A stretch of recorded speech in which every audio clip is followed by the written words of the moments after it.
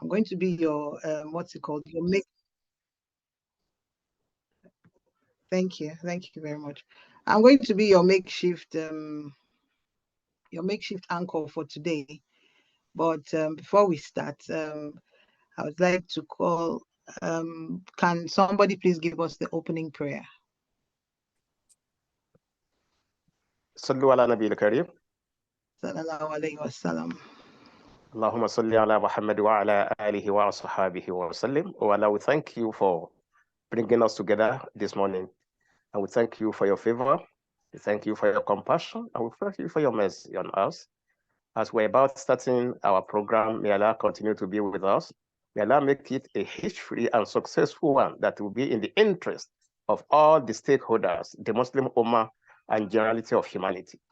ربنا آتنا في الدنيا حسنة وفي الآخرة حسنة وقنا عذاب النار سبحان ربك رب العزة عما يصفون والسلام على المرسلين والحمد لله رب العالمين. Amen. Amen. Thank you very much, sir. Thank you very, very much. Like I said earlier, my name is Yinka Fasero, and you will wonder why I'm saying that I'm the makeshift. I'm going to be your makeshift anchor. The reason is we have a regular. This is our third program. This is our third program that we're having, and we've always had we have a regular MC that we normally use. Unfortunately, this time we just found out a few hours to this program that he wasn't going to be available. We just assumed automatically that he was going to be available. So we tried a couple of other people. We couldn't get other people. We couldn't get anybody, and I decided to take on this Herculean task. So this is my first anchoring program, and you are all going to be the judges at the end of this program to tell me if I did well or I didn't do well.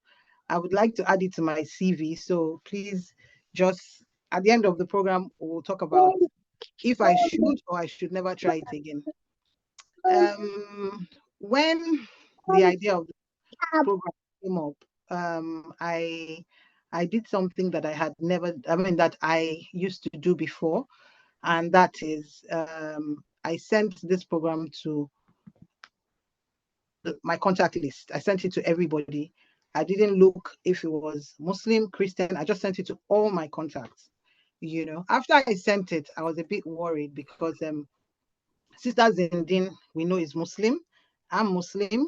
The sisters that brought this idea are all Muslims. And, then I shared this, I shared the idea with someone. I told someone my fears that some Christians are going to be there because I shared it to everybody and they're all going to come, And then the lady, my friend now said to me that all the children who come into the home, are they all Muslims? Are they, and I said no. So she said, yeah, so you did the right thing, So on this call today, we're going to have some Christians, some Muslims on this program, and that's because marital discord doesn't have anything to do with religion. It doesn't have anything to do with race. The one thing is everybody, this is a lesson, this is going to be a lecture for every single person. If you're married, this program is for you. If you're single and you plan to get married someday, this program is for you. So we the reason why we and that's the reason why we called it how marital discord affects parenting styles and child development. Everybody will hopes to have children in future. We at the orphanage, we've seen, we're still young, but we've seen quite a few, we've experienced quite a few things, and we've decided that we need to speak to people on how marriage is, how you're married, because I believe strongly that your background is what has made you who you are today. It's what has made me who I am today, and like everyone else. The children in the orphanage as well, is this their background?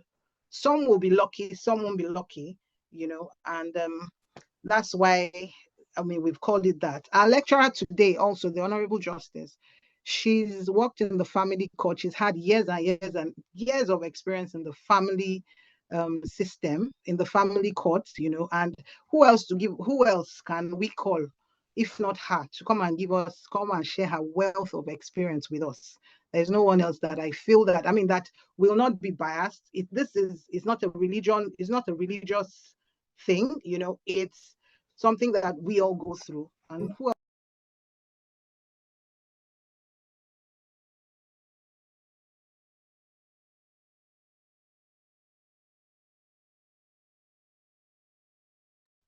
I think you're muted. Can you kindly unmute yourself? Okay, so where did you hear? You're muted again. Okay. Now, can you all hear me now? Okay, I think I have to keep looking at that button now.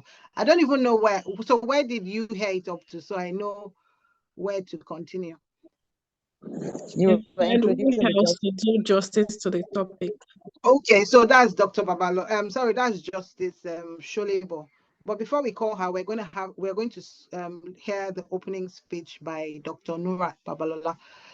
Before she comes on, please, there's one house rule, a major house rule. Please, when you're not speaking, kindly mute yourselves.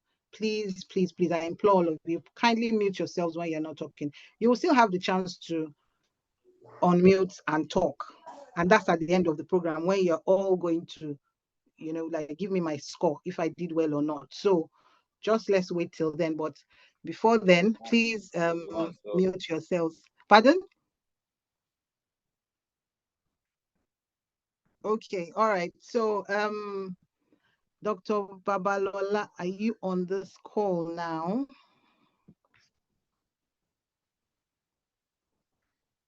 Dr. Nurat Babalola, are you on this call? I'm looking for you. You're muted. Salam alaikum, sis. You're muted.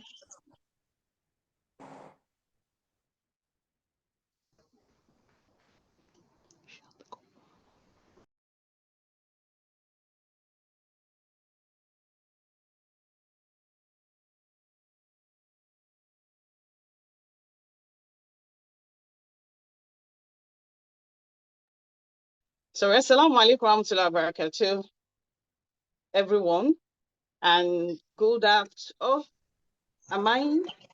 Okay. Assalamu alaikum warahmatullahi wabarakatuh, everyone. That's the greeting of peace. So, good afternoon, and I wish you the peace and blessings of Allah subhanahu wa ta'ala. Okay. Thank you for being here. I'm absolutely thrilled. Sorry, my standing.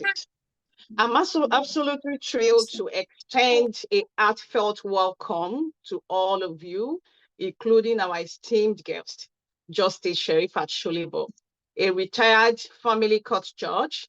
Your presence here today adds immense value to our bi-monthly advocacy on prevention of youth vulnerability. With Justice Sherifat Sholebo, vast experience, expertise and experience in family law, we are truly privileged to have her join us. Her insight and wisdom with wisdom will undoubtedly enrich our discussion on the theme, the ripple effect, how marital discourse affect parenting styles and child development. Her presence serves as a reminder of the importance of addressing the issue and finding effective solutions that can positively impact our families and children. As we engage in dialogue and delve actively into this issue, delve deeper actively into this issue, let us embrace Justice Sholebo's valuable perspectives, drawing from our years of experience of service in the family courts. Our expertise will shed light on the legal aspects surrounding the marital discord, its implication for parenting styles and child development. I encourage all of you to actively participate listen attentively, and take advantage of this unique opportunity to learn from our wealth of knowledge. Together, let us explore how we can create a nurturing environment for our families and ensure the well-being of our children. I would like to extend my gratitude to the ESCOs of this foundation. They have actually putting their hand in the soil.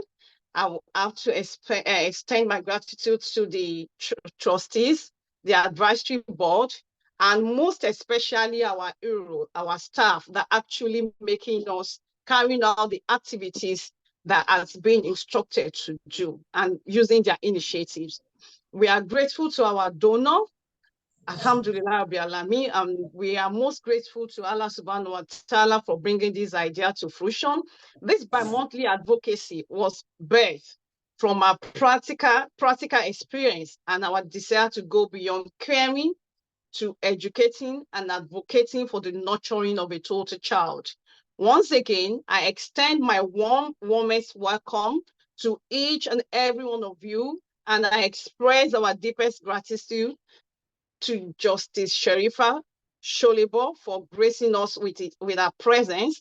Let us make the most of this occasion and work towards building stronger, healthy family for a brighter future and the peaceful community we all dream and work for. Thank you so much, everyone.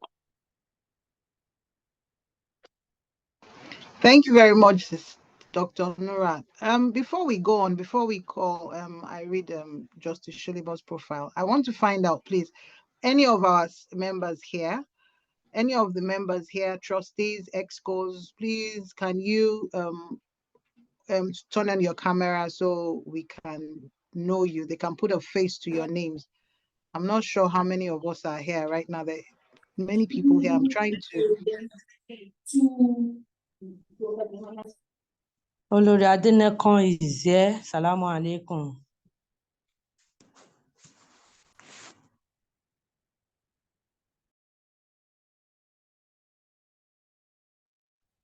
Assalamu alaikum warahmatullahi wabarakatuh. Master Sanity is here. Assalamu alaikum.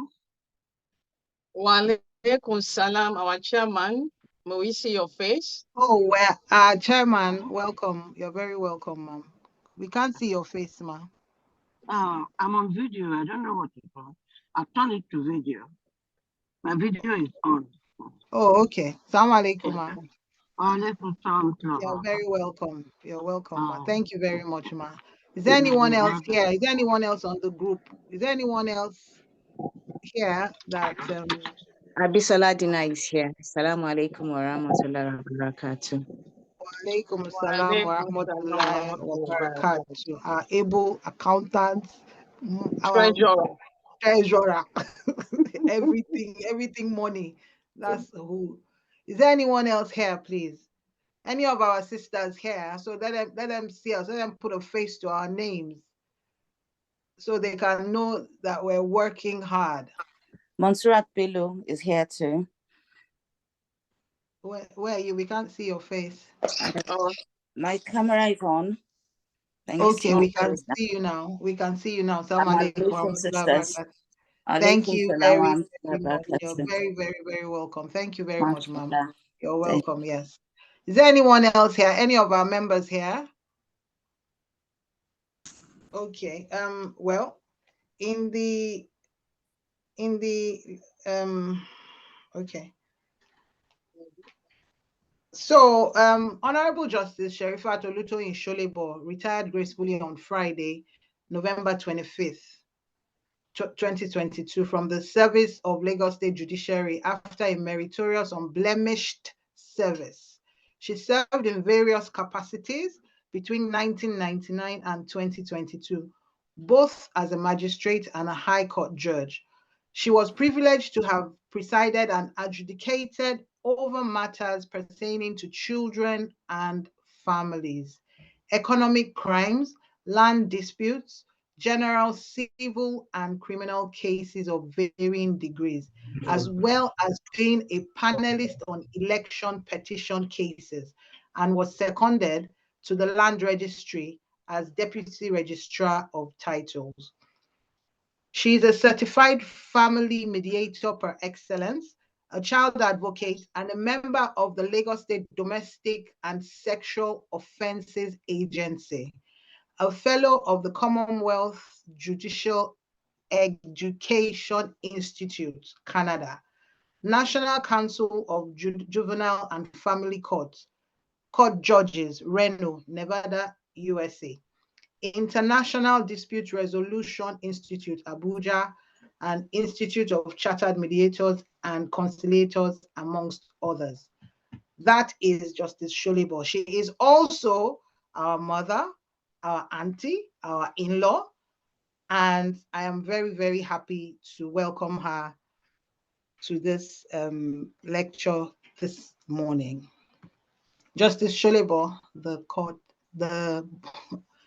floor is open. Assalamu alaikum wa rahmatullahi wa barakatuh. Good morning, ladies. Good morning, ladies and gentlemen. I am happy the last speaker said we have on board not just Muslims, but also people of other faiths. I welcome everybody to this discourse. I am not going to speak to you as an expert, whether as a religious expert or family matters expert. I am neither. Neither am I a marriage counselor, but I'll speak to you as a mother who has experienced child training and the consequence doing certain things or not doing certain things. I'll also speak to you as an educator who had presided over children matter and their families at both the magisterial level and the high courts. So once again, I welcome everybody to the platform. I have been asked to discuss the ripple effect of how marital discord affects parenting styles and child development. In view of this, I would compartmentalize the topic into about 4 compartments. We first have to identify what is marital discord and what are the causes of such discord. And of course, how marital discord affects parenting styles. And of course, we have to discuss what are the parenting styles. Then how does it affect child development? And in conclusion, the ripple effects of marital discord on parenting and child development, and ultimately the society. What is marital discord? Without there being a marriage, there may not be marital discord. So that is, the discord is prior to the discord, there must have been a marriage between a man and a woman. So then the discord may arise right from the day we actually got wedded. And I'll quickly touch on why I said that. Sometimes we do a lot of compromises. Salam alaikum. Salam alaikum. Sorry to butt in, ma. Could you please speak up, or they can't hear you. Okay, can you hear me now? Yes. Is it better now? Is it better now? Yes. Okay. Yes. Yes. It's better now. We can. Yes, it's better now. Yes. Okay. So I said I have compartmentalized the topic into 4 compartments. What is marital discourse? How does it affect parenting, child development, and ultimately the society? I went for that to explain that without there being a marriage, there may not likely be a discord. And I quickly wanted to identify the pre-marriage discord, the causes of discord. And what are these ones? Sometimes in our choice of husbands or wives, we compromise a lot. We pick outside the norm. Sometimes, especially now, we are picking somebody who is well placed, whose families are rich, some similar things like that. I've also had cases where women pick husbands because they feel they are quite old and their organization, faith-based, had arranged somebody to be their chosen partner. A quick example was the case of a lady, a graduate, who picked a school starter just because she wanted to get married and have children. But she was quite matured and quite wise. She picked a man and of course knew the consequences of her action. Whatever the consequences, I should try to allay, and that was, okay, I'll keep you as my husband, I'll pay the rent, I work, I make the income, but you pay the role of a woman in the house. When we start having children, you stay with them until you get educated and have a good job. Of course, that didn't go out well with the families of the man.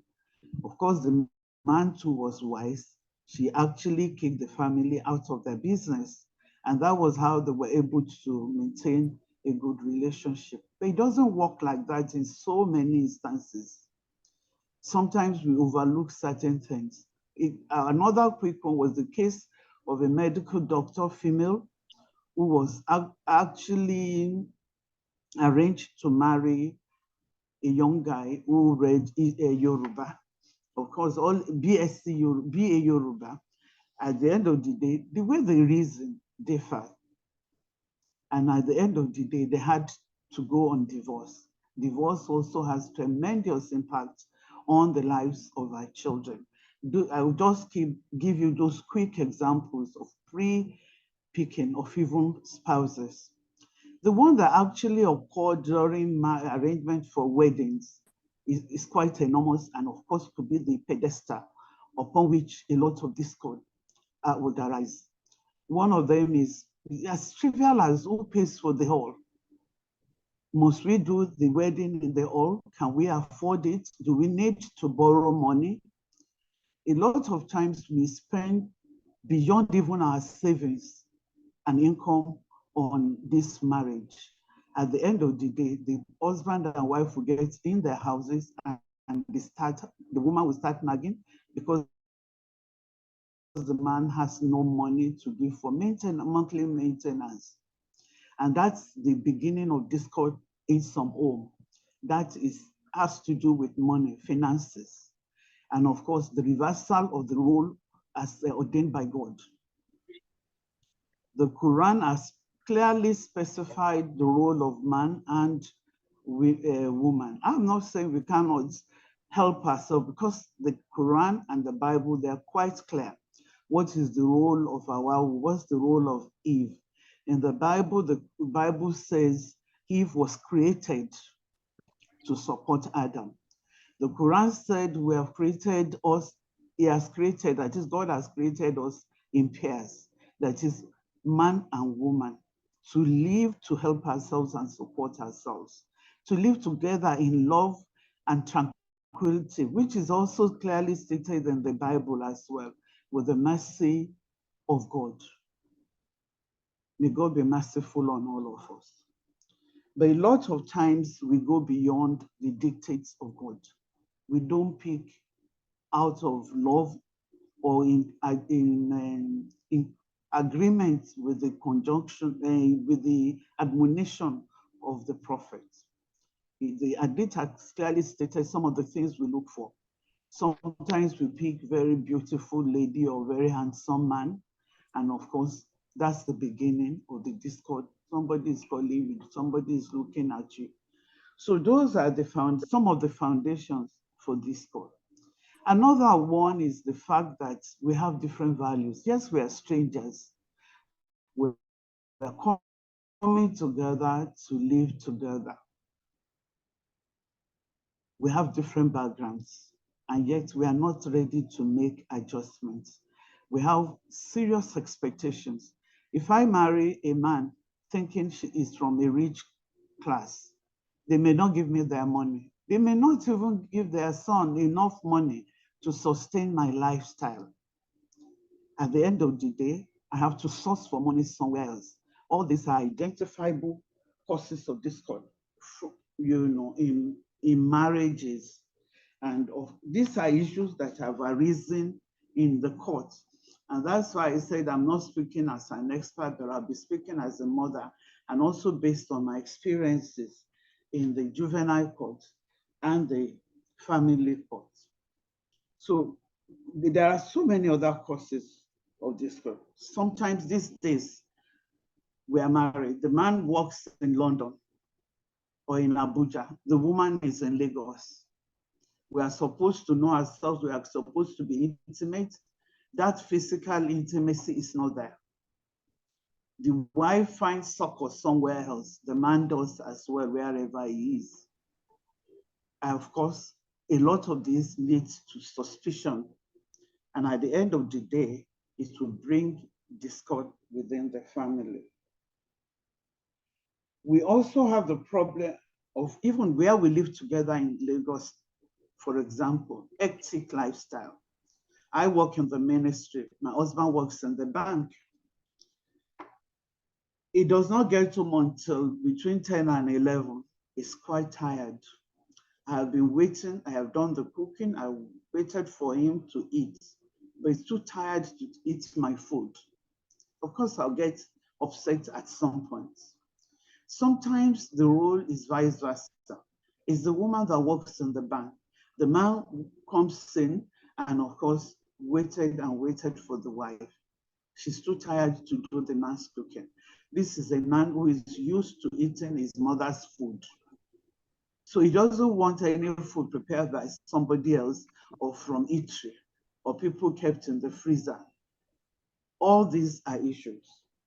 Some of the issues we also identified in court or practically as adults or parents is that we do not discuss how many children we want to have. Sometimes the man says, I'm the only child or I'm the only male. My parents want me to procreate a lot, so I want 7 children. The lady doesn't want that, maybe because due to her health or due to the nature of her job. She cannot be going on maternity leave every year or every 18 months. These are some of the issues that makes husband and wife to be predisposed to marital discord. Apart from issues like that, we also have the issue of parent interferences. Sometimes our parents do not allow us to live our lives. They tell us what they want or how they want us to live. They are forgotten we are adults. In order to be able to touch some of the other areas, I will leave some of these, but at least I think I've been able to mention some of the issues, the challenges we face that leads to disagreement, that leads to disaffection, that leads to personal enhancement of personal differences in our relationships, the inconsistencies in the way we relate to ourselves. I have mentioned some of these things, and of course, how do we resolve these issues? We need to communicate. Like I said, on the issue of what I expect in the marriage or what the woman expected, we should be able to discuss it pre-marriage. On some of the issues that would arise during the wedding arrangement or even on the day of wedding, let me quickly add that some in-laws will come and say, oh, because they paid for the hall, they put us at the back.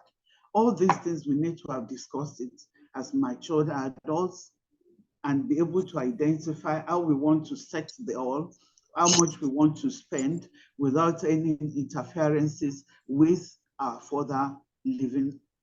And of course, we also need to adjust our lifestyles. If my husband is a socialite and I am not, do I want to lead that lifestyle? If I don't want to, I have to resolve how I would take my eyes off his going out and all that. But it's difficult, I must tell you. So these are some of these, there must be compromises right from the beginning as to this is what I want, this is what I will not tolerate. And I think that's the way we have to go about it. And of course, in the marriage, we have to continue to communicate. The only answer is communicate, communicate, communicate. You must be able to discuss with your husband, with your spouse, whether the wife or, so that at every given time, you'll be able to resolve issues and move on as you go along. And then we must also, in relationships, marital relationships, be able to identify our faults and admit it and learn to apologize where we are wrong. These are some of the issues we go through. And I think that's one of the ways to resolve some of these things. When we have children who are older, we occasionally get them involved in our plans so that they know the way we are thinking, and then we can go on. So husband and wife must sit together, discuss, resolve issues, and take decisions together. And I must not forget to add that, like the Christians will say, be a praying family, pray together. You don't just live together. You have to share a lot of things. And one of them is prayer. You have your faith, you have identified it, and you must pray as man and woman, as husband, as parents in our home. So that is also thing and how to live. And of course, more importantly, we must have positive attitude towards our lifestyles. And that's why I gave you the example of the lady who married a younger man who had just school sight, but she was resolved, the man will go to school. And of course, but in the interim, the man will be the one who would do the house chores while she fends for the family and send him to school. And of course, the man too was cooperative. He took his family out of their problems, and today he is also a graduate, earning good income, and they're still together. And I must tell you, this was 30 years ago. Their two boys are graduates already. I've not seen them in years, but I want to assume they're probably married. How does this marital discord affect our children? I've said that the effect has to do with parenting. The topic says parenting styles, but it has to do with parenting generally. Part of the problems we have is that a lot of us, I inclusive, we do not know anything about parenting. We lack parenting. So if you don't even know how to parent your children, how do what styles are you adopting? To the psychologists, there are 4 parenting styles. They are the authoritarian style, the authoritative style, and the nonchalant one, the I don't care kind of attitude, and of course the permissive style. The permissive style is more of parents who, because they just, if I work late and I just work, my day, don't bother me. I just allow them to do what they like. It's not the best of attitude towards the upbringing of our children. We are there to guide them. And of course, we will account to our Creator how we have guided these children. So we need to have parenting skills. I don't know if they run any school here. I know they do it abroad, but we can always join online. Maybe at the weekend, maybe in the evenings, maybe at our convenience. There are short courses to teach you. Of course, no style fits if all the families, but we can adopt what suits us. The nonchalant one is more of, and that's what we experienced a lot at the juvenile court. Most of the cases of children beyond parental control, in my opinion, are actually children that their parents said this, I don't care, I don't have your time. I need to fend for you. We must not forget that while fending for our children, we must create time to take care of them. I'll also give you a few examples, or one or two. One is the general one. I'm not disparaging any faith, especially the Muslims. I am one myself. But being truthful to myself, my experience at the juvenile court was that most of the children, 98% of children were processed in the juvenile court are children of Muslims. And the statistics shows that their parents were never at home. I'll give you a clear example. The father is a downfall driver. The mother works maybe as street cleaner or in a bukateria. The two of them would have to leave the house 4 a.m., between 4 and 5. They would not get back until after 10 p.m. In fact, so many of them used to tell me, oh, I put 10 naira or 20 naira under the pillow. So when the children wake up, they will go and pick it. They don't know whether they even had bath or wash their teeth. But the children will pick it, spend it. Whatever they spent it on, they don't know.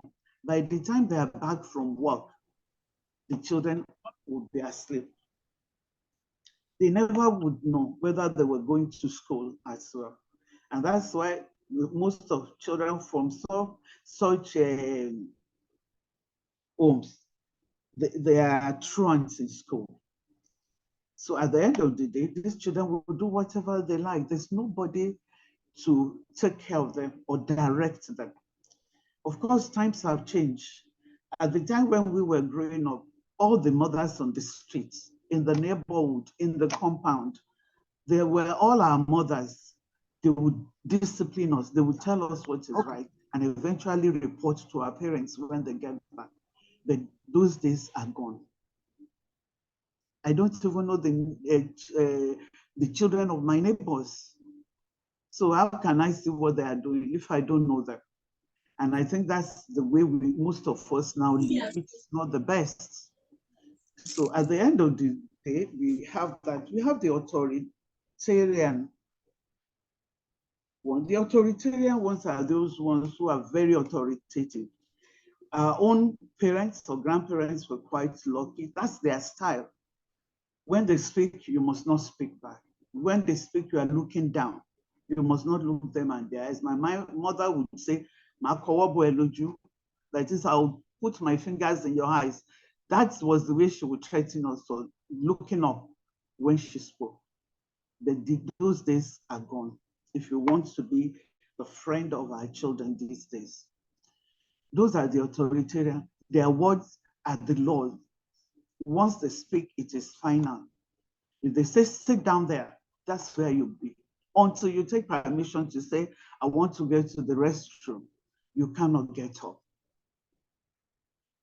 The authoritative ones are those ones who would speak with their children. The husband and wife would have conceived ideas, but you give their children, have listening ears, listen to their children, hear them out in order to know whether what they're thinking or their plan is agreeable to their children. Of course, that depends on the age of the children.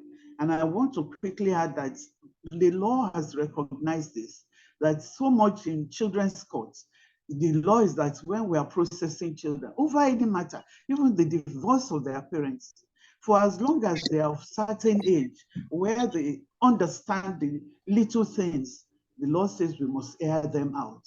We must allow them to participate in proceedings.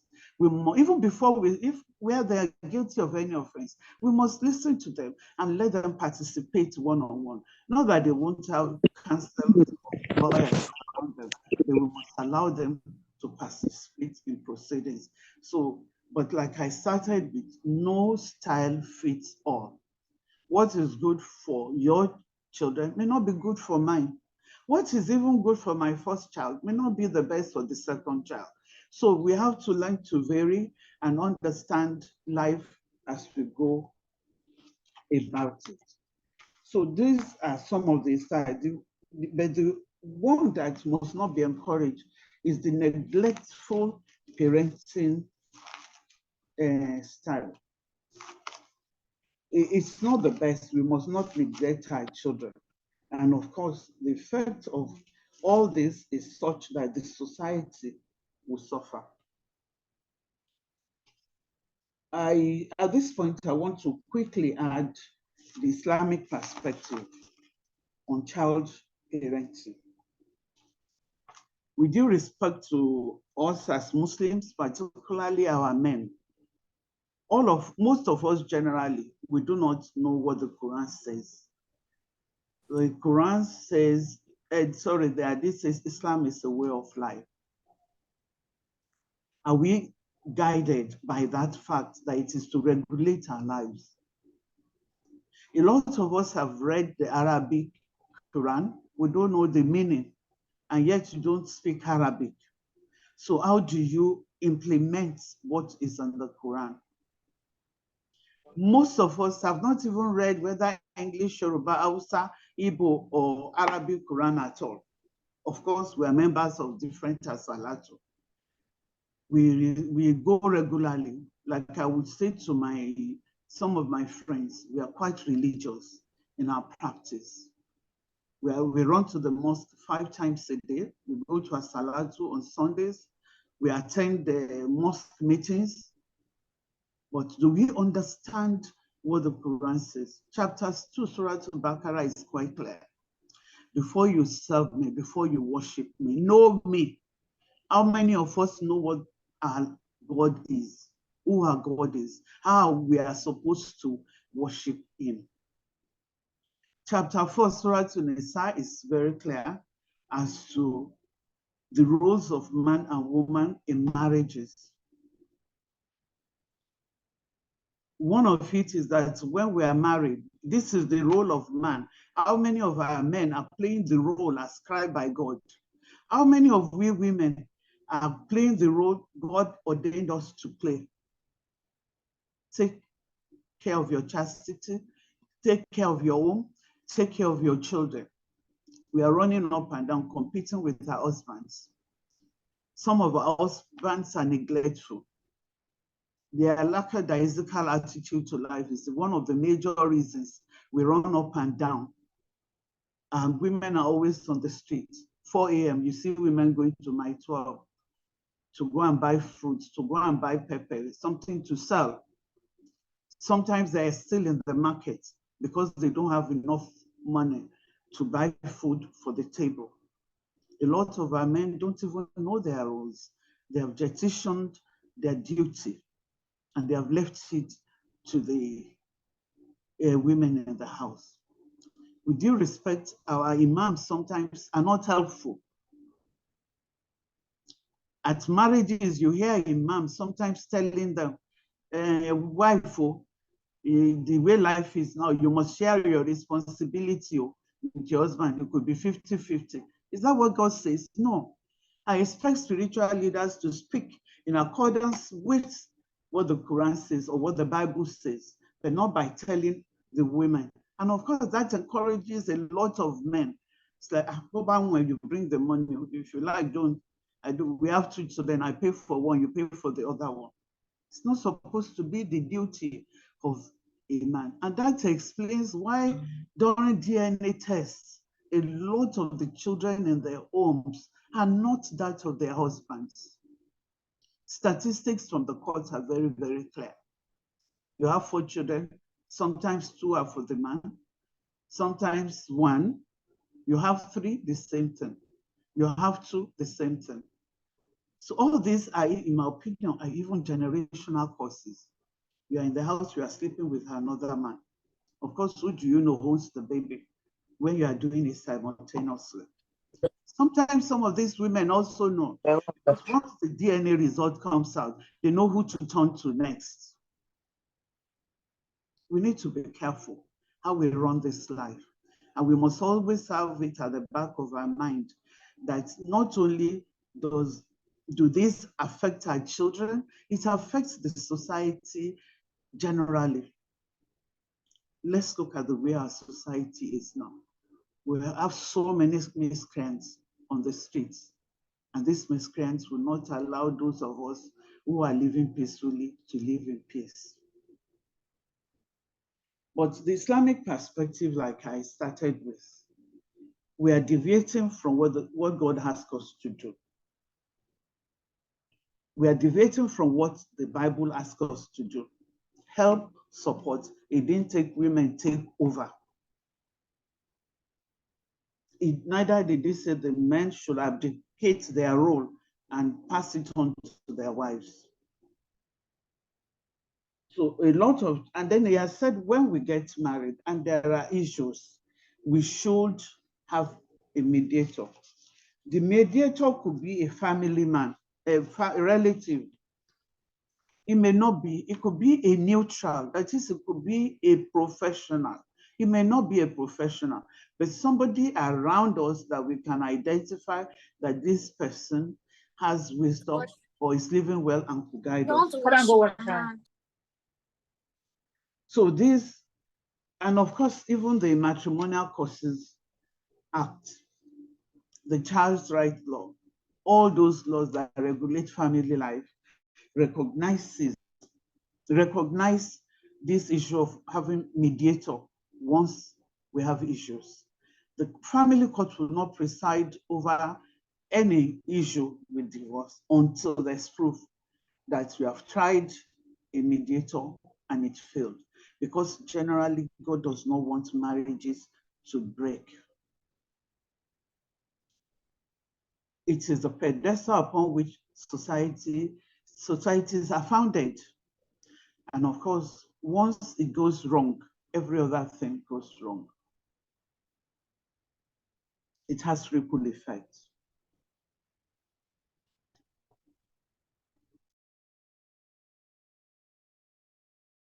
So, God,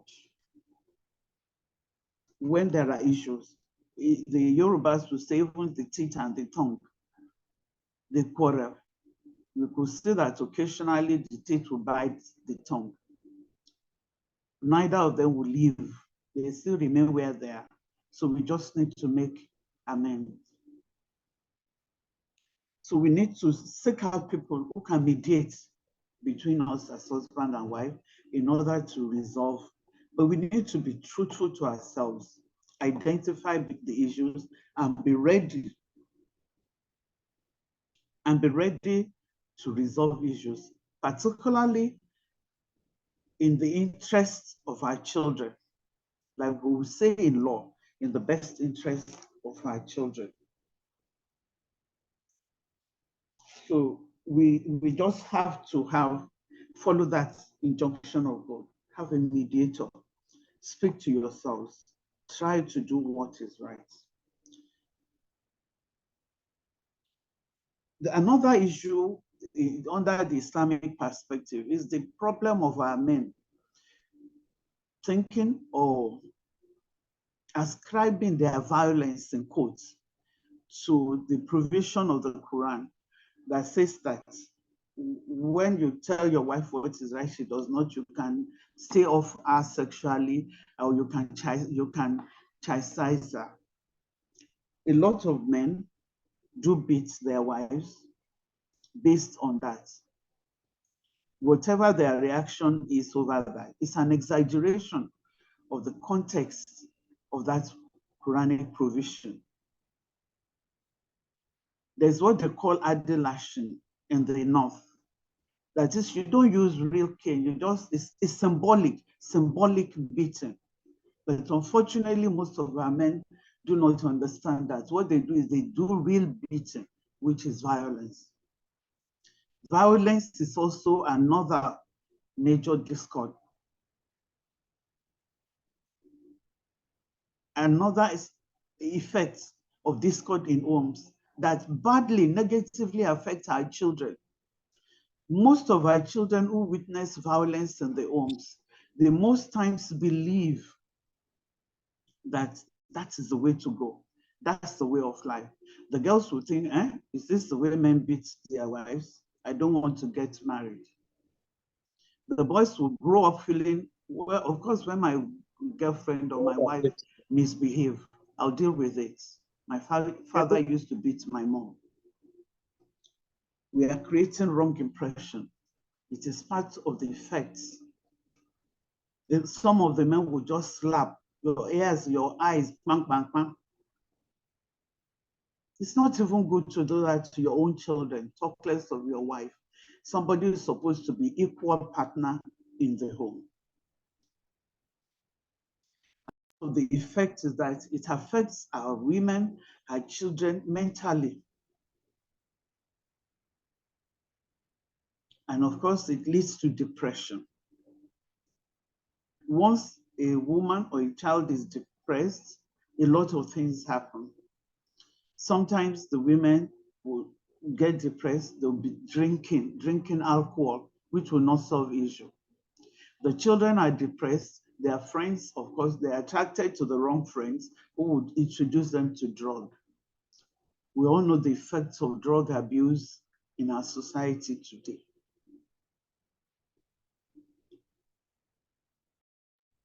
So please, we have to, as Muslims, we have to look further. I've raised the issue of women keeping their chastity. It affects, once you leave, abdicate your role as men, as husbands to your wives, sometimes they are overburdened. Once they see pressure from another man, they fall. And that's why, in quotes, we have what the Oyibo will call bastard in the homes. Of course, there's no bastard in Nigeria. But the one they said there's no bastard in Nigeria is that you may not be married. Once the man acknowledges paternity, that child is not a bastard. But it will still be a bastard when you give the wrong child, the child of another man, to your husband in your marriages. And it goes beyond that. It has generational effects.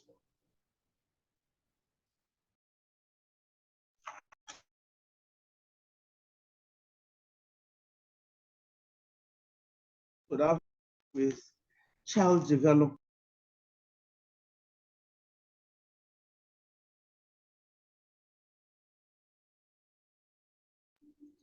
We have the infant stage, that is age 0 to 5.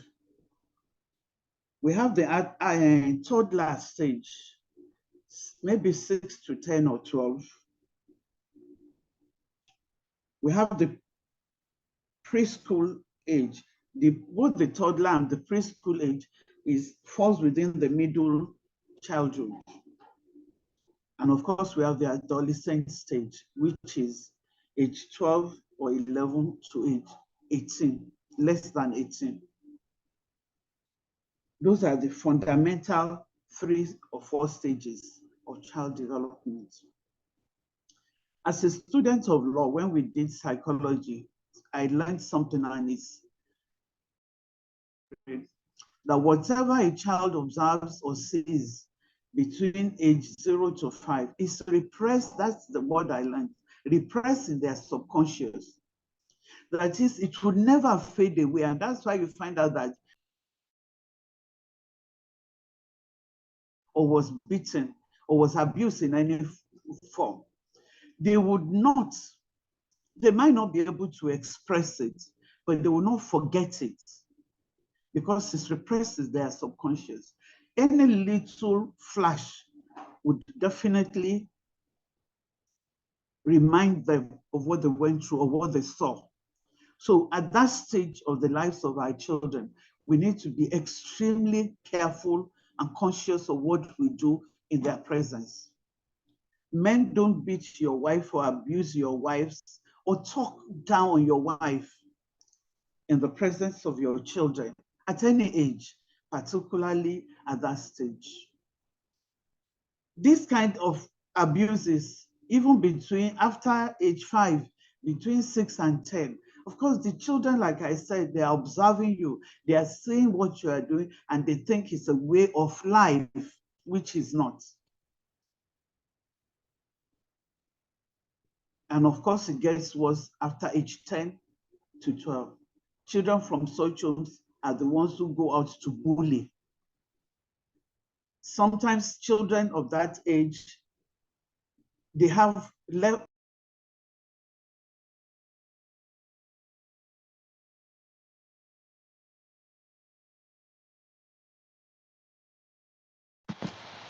We can't hear you, Ma.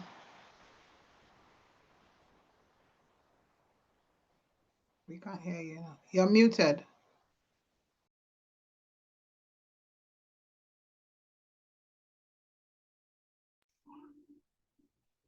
Sorry about that. Can you hear me now? Yes, ma, we can hear you Okay. now. So I development stages, and I've identified the age 0 to 5, that's the infant stage, the toddler stage, which also extends to preschool age, and of course the adolescent age. And I have explained that 0 to 5, whatever the children heard or saw at that stage would be repressed in their subconscious. They may not be able to tell us, but it will continue to replay in their lives as they grow up and they witness similar incidences.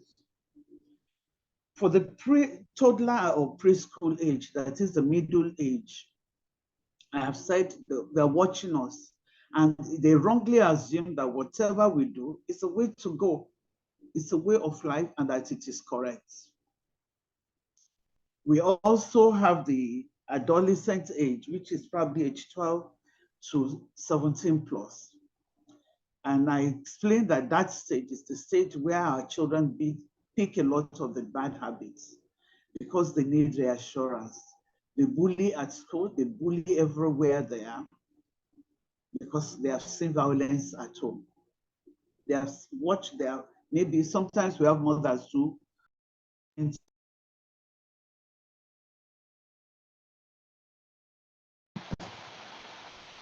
You're muted again, ma. Why? I don't know what's causing that. Can you hear? Yes, we can hear you now, ma.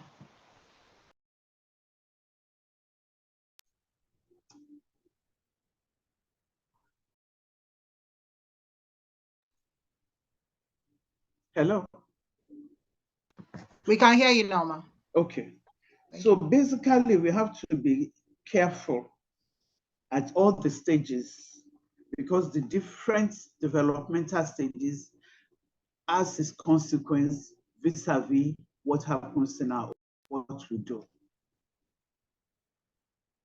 Part of the effect has to do with their emotions, their psychology. And that's why a lot of times the expert will tell you, take your children for psychosocial therapy.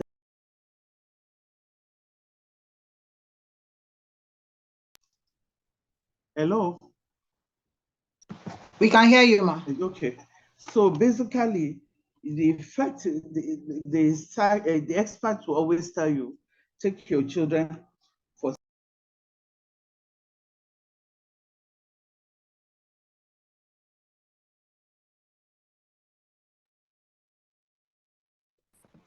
We can't hear you again, ma. Kindly unmute yourself, ma.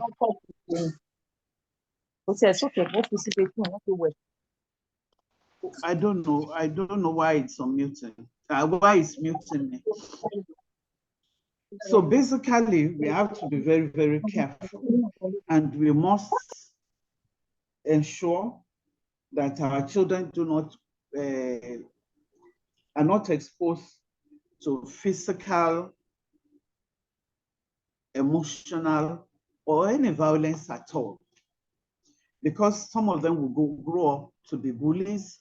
Sometimes some of the children may not even eat well. That's why they have stunted growth.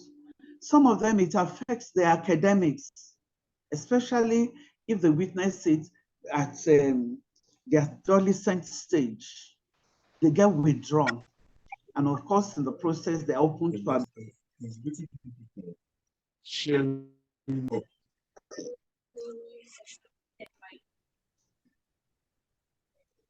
they need reassurance. They need somebody to always tell them, you're a good girl, you are beautiful, you are nice, you are brilliant.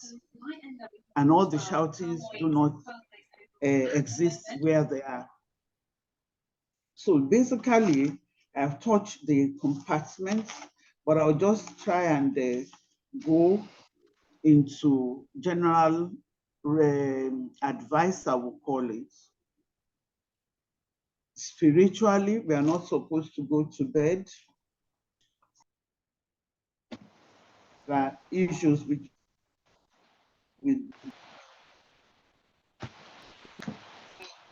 don't go to bed without discussing it. Problem is, 2, do not let us shame ourselves. Do not let us scold ourselves in the presence of our children. And do not let us discuss our issues with a third party. It is extreme. It has gotten to the extreme stage where we have no choice but to get a neutral mediator to wade into our issues.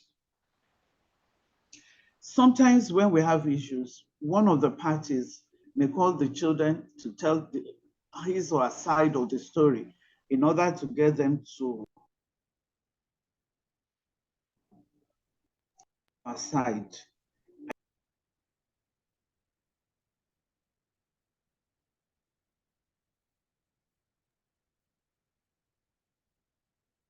You are muted, ma.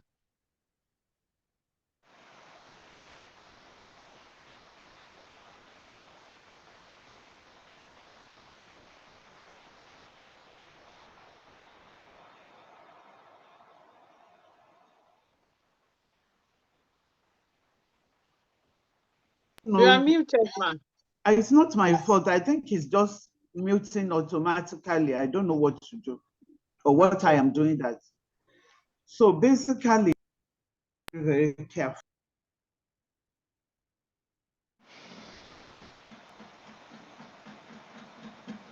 We must not over or underindulge our children. So in the process of trying to get the children to our side, we sometimes overindulge them. That should be discouraged.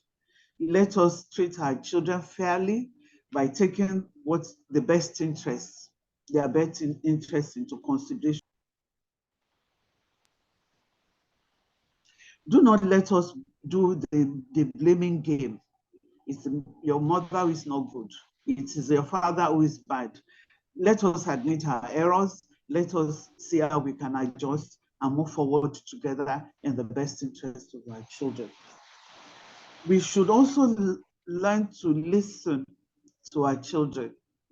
And that's why I was emphatic on the law that says children should be encouraged to participate even in proceedings in court.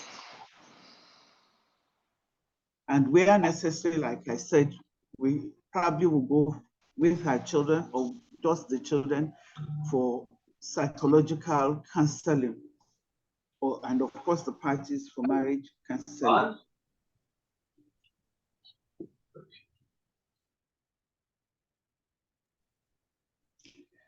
We must not also forget when we are planning to get married that marriage starts after the wedding. And that's why we must be very careful.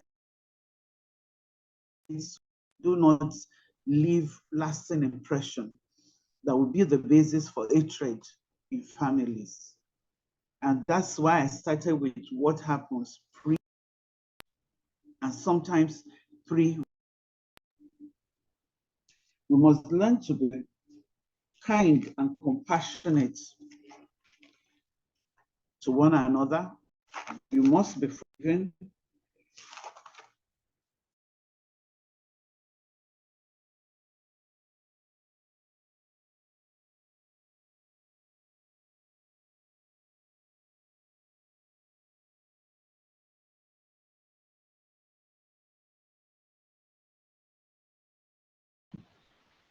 Kindly unmute yourself, ma.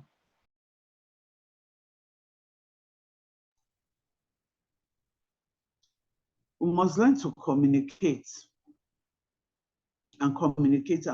Communication must not cease in marriages. No doubt there will be disharmony, there will be discord, but we must learn to resolve our issues and continue to live in harmony with ourselves. We must be open and we must love ourselves. That's what God enjoins us to do. We must live in love and tranquility.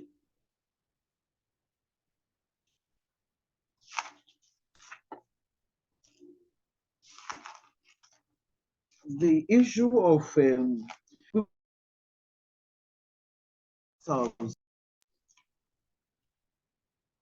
don't know why this is happening. On the general, the ripple effects of these courting marriages, I wish to have highlighted some, and part of it is the issue of what we have in the society today. Not all the children on the streets are from the dysfunctional homes, no. Statistics is very clear on that, but it is minimal in stable homes. Most of those on the streets are from dysfunctional homes, and not all products of dysfunctional homes are on the street or are bad. Some of them, we have children who are children of prostitutes, who even grew up in hotels, but decided to make good of their lives. We have children who never knew their father, who are doing well in life today. I think the story of Ellen Paul is very, very clear. She has PhD today. I listened to it online. I've read about her. She has not hidden history. So it's more of what we want to make in life. And that's why some people will tell you we have choice in life. We have choice to do well or not to do well. We have the choice to live. So the choice we choose, it's ours, and we must take the ready for the consequences of the choices we make. So please, we must learn to love our children, be good to ourselves, listen to one another without judgment, laugh in the home, labor diligently, because like I said, our children are watching us, so that we are able to prove to them that hard work pays, there's dignity in labor, and that when you work hard and God caps your efforts, definitely you'll be who you want to be. We must not stop learning, whether as mother, father, grandma, or whoever we are. Another area I forgot to mention is the area of our leaving our children on this computer or television. There was a time I found out that Nickelodeon or whatever, they have introduced the LGBTQ community into it. Of course, there's pornography online. I have processed children in primary school, public school, not even private school in Lagos State, where the children, less than 10, were addicted to pornography. We must place computers in our homes where we can watch what our children are doing online. We must supervise them. We must introduce parental control on our DSTV so that they do not indulge in what adults do. Of course, we must learn to enjoy ourselves. We must provide safe environment for our children. A safe environment does not mean a mansion. It could be one room anywhere, whether in Isaleku, Ajegunle, or Ikoyi, or anywhere. It just must be a safe environment, and we must live as responsible parents. We must be able to control our outbursts and, of course, anticipate reactions, sometimes to whatever decisions we have taken.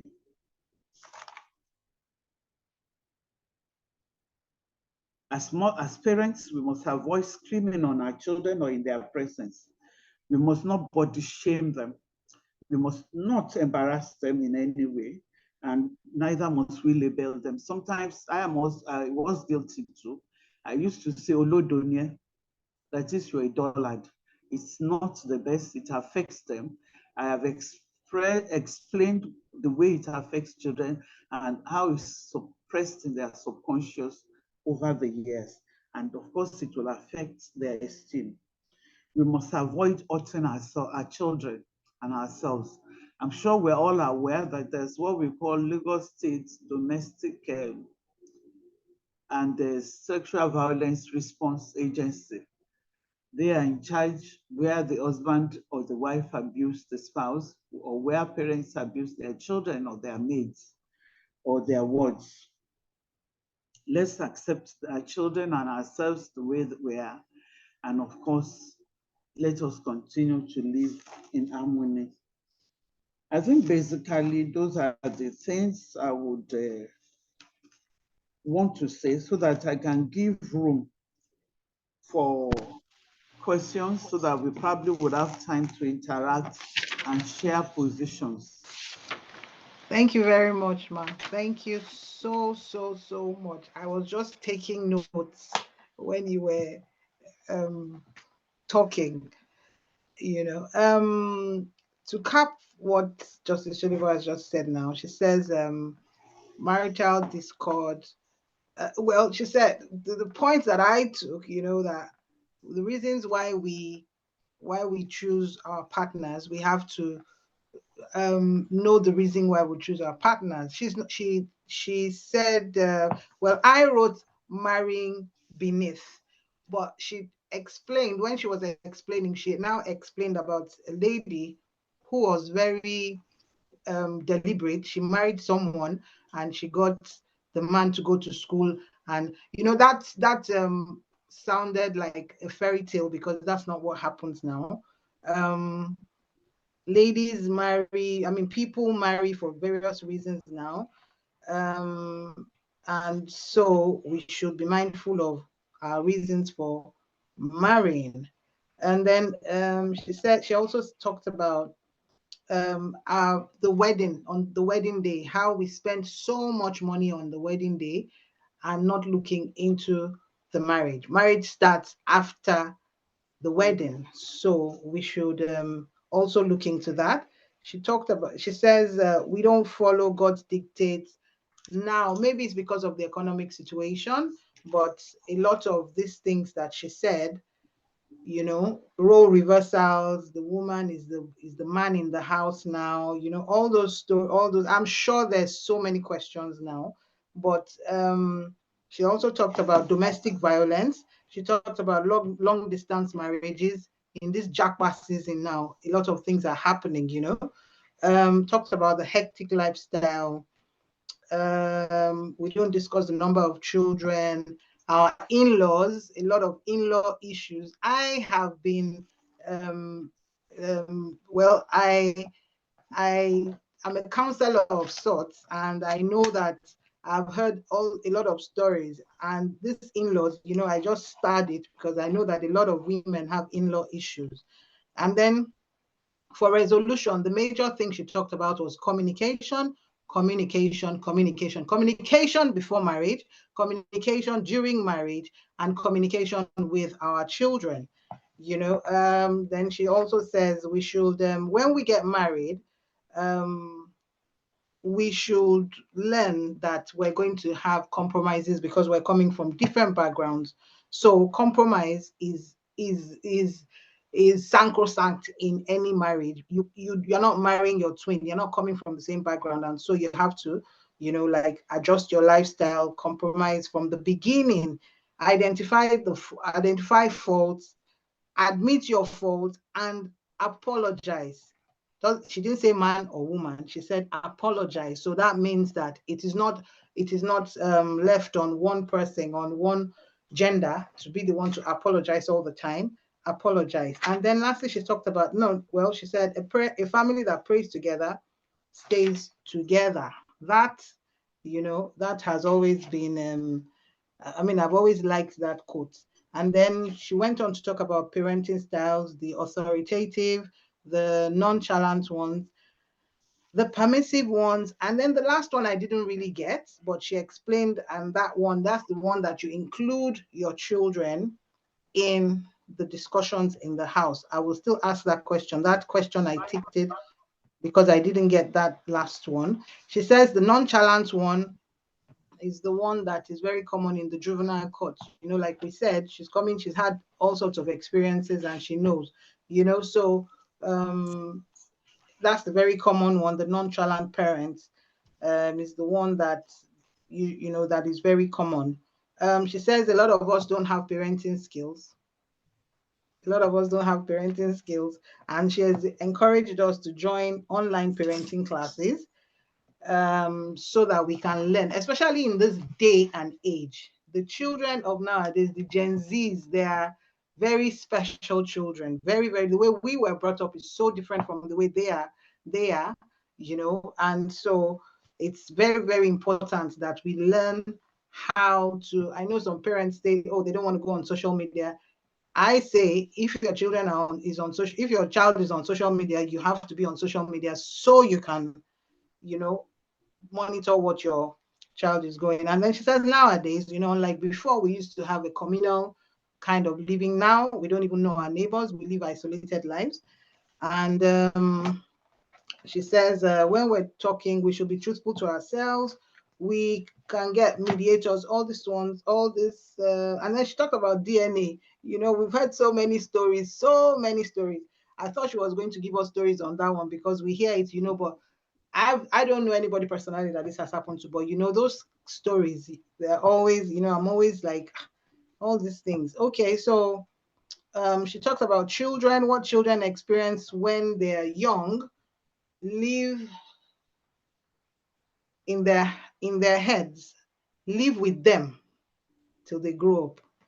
I am an example of that. I know what I went through as a child with my mom, you know, and even though I didn't like that thing when she used to tell me to do it, now I find myself doing those kinds of things. So, you know, those experiences that you have as a child is also affects you till you in your growing up days. And then different stages of child development, spirituality.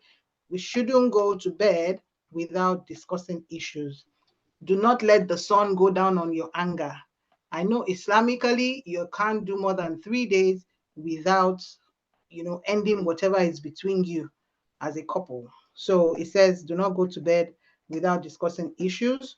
You don't scold yourselves in front of your children. You don't scream at yourselves. You don't, you know, talk bad to yourselves in front. And then a lot of us go, in fact, in this age, we don't even do third party anymore. We do social media. We do social media. Any small thing now, you go on Instagram, you go on TikTok, you find them everywhere. So, I mean, she said, don't tell a third party, don't do the blame game, and then you listen to your children when they talk. That's how you will hear when your child has been abused.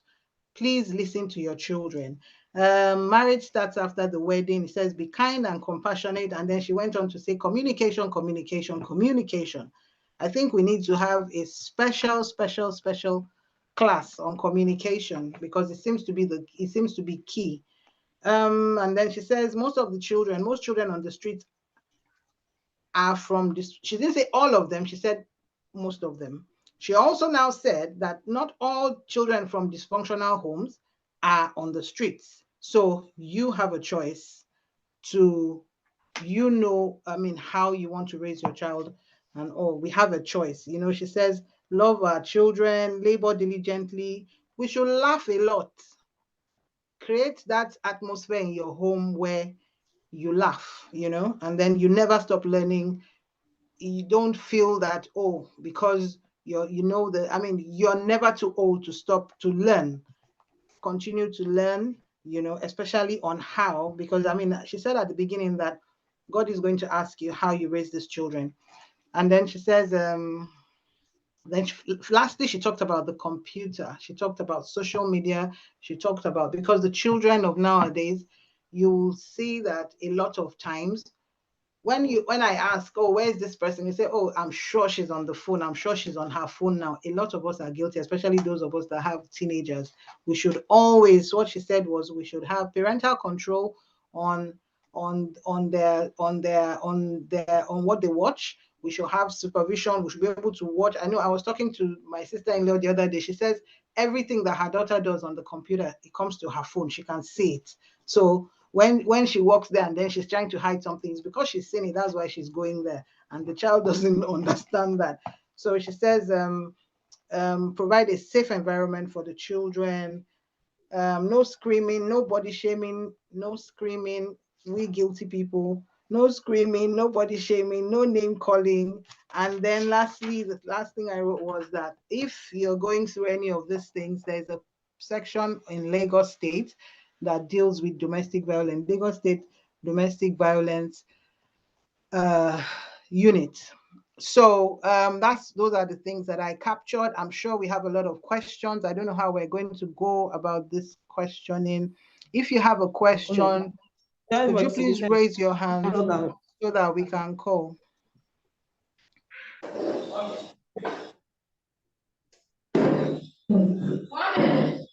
Do we have any questions?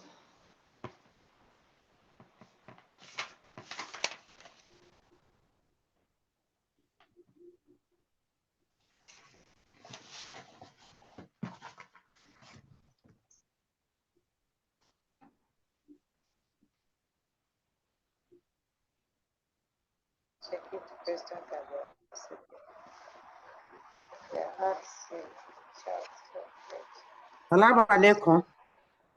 Wa alaikum salam wa barakatuh. Please, can I just ask my question now? Yes, or just a request? Before I go for my request, I want to appreciate the organizer of this very, very educative and impactful lecture. I benefited a lot. Thank you very much. And want to appreciate our lecturer, Justice Solibo. She touched on every aspect of married life. May Allah reward our efforts and increase our knowledge. My request is like when I saw the post on this Zoom lecture, the time, there are so many programs already going on around this period because I wanted to post to many groups, but I realized that if I do that, do I want them to stop what they are doing to join? So is it possible that maybe the subsequent lectures be done later in the day, like 4 p.m. upwards? That's my request. Thank you. I'm Alaja Ali. Thank you very much, ma'am. We're taking notes and we will look into it. Thank you, ma'am.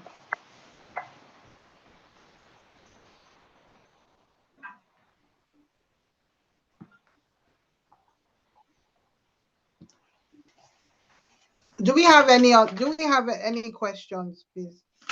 Okay, well, I have one question. Like I was saying before, ma'am, you talked about parenting styles. You talked about authoritative, nonchalant, permissive, and then the last one, I didn't get the last one. Yes, there's authoritative, there's authoritarian. Oh, okay, that's why I didn't. Yes. Authoritarian. Okay. The authoritative is where the families sit together to resolve their issues. They set rules, but they discuss it and they agree on the way to go. The authoritarian is the one where, like I gave the examples of our own parents, who when they are talking, you look down. When they say this is the way to go, you dare not challenge their decisions. They are very strict with their set rules, and that's the way you go. Okay, ma'am. Thank you very much, ma'am. Can we, if we have any questions and you don't want to talk, you can send it. Sorry, sis. There's Sister Moji Rufai raising her hand. Okay, all right. Please, you have the floor. Thank you very much. Salaam alaikum wa rahmatullahi wa barakatuh, sisters.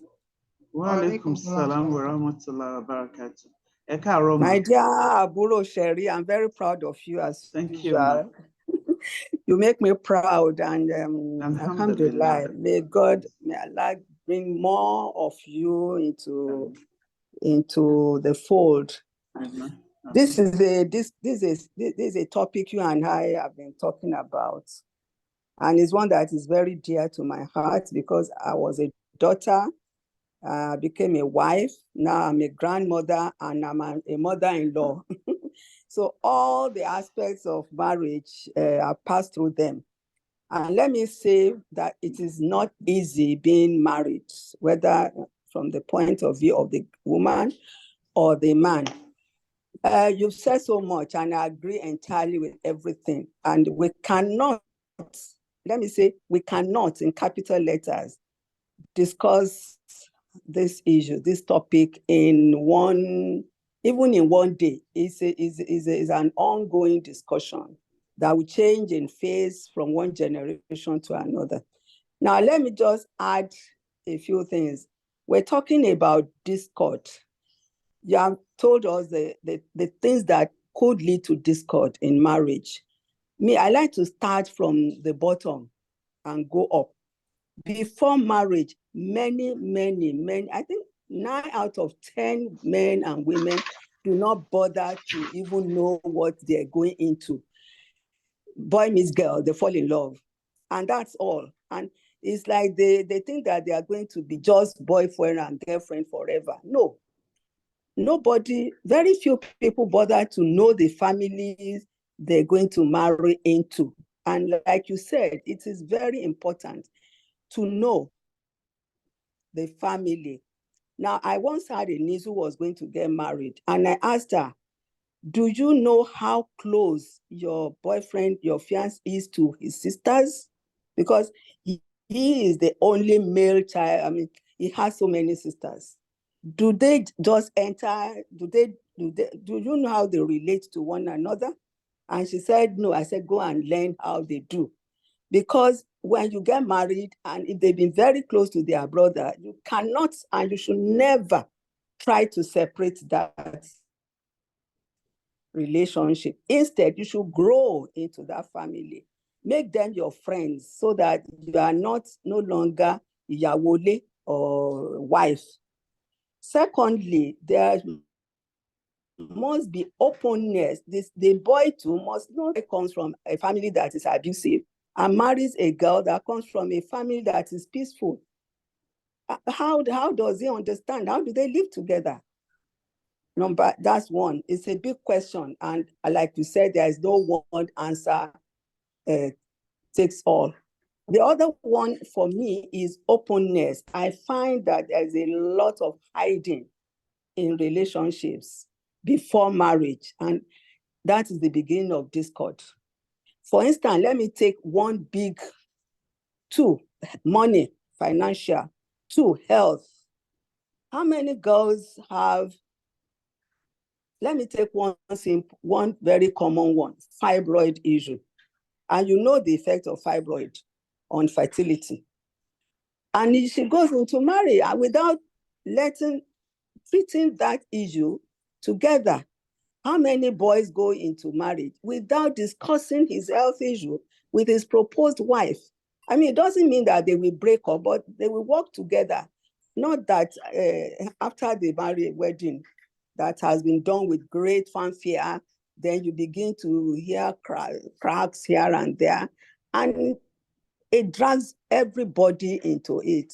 I mean, like I said, I don't want to take the entire day. I mean, it's something I would like the Dean sisters to please expand, because the fabric of the society, of a good society, is in the generations that we raise. And I do a lot of counseling on the streets, and my children are warning me, Mommy, one day, let somebody not slap you. And I said, well, nobody has slapped me yet, but I was raised by everybody on Ikotedo Street.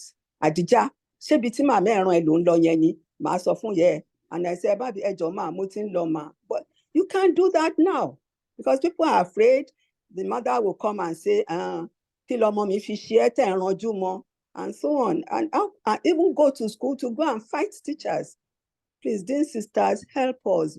We are concerned because my grandchildren are going to marry your children, your grandchildren, or your children, and I want them to be happily married. Thank you very much. Sherry, may Allah reward you and continue to expand you in knowledge and faith. And these sisters, may Allah empower each one of you to earn his favors in Ahira. Assalamu alaikum. Thank you so much. Walaikum salam wa barakatuh. My ladies, as well, may I quickly add that our Auntie Moji is over 80. My very dear aunt, I didn't know she's even online. We have always discussed it. Auntie Epefuama, Eshema. Thank you so much, ma. May Allah bless you. May Allah keep you upon his goodness. Ọlọ́run á jẹ́ ká máa rí yín bá sí dáadáa. Ọlá títóbi Ọlọ́run. Amen. One day we will meet you, ma. Inshallah.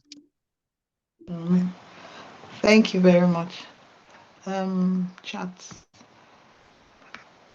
Okay. What online platform can I join for parenting? I need help parenting one of my kids. I don't have a particular platform, but when we Google, we will definitely say it. Okay. So there's another question that says, how do we begin to connect to the Gen Z on internet competency?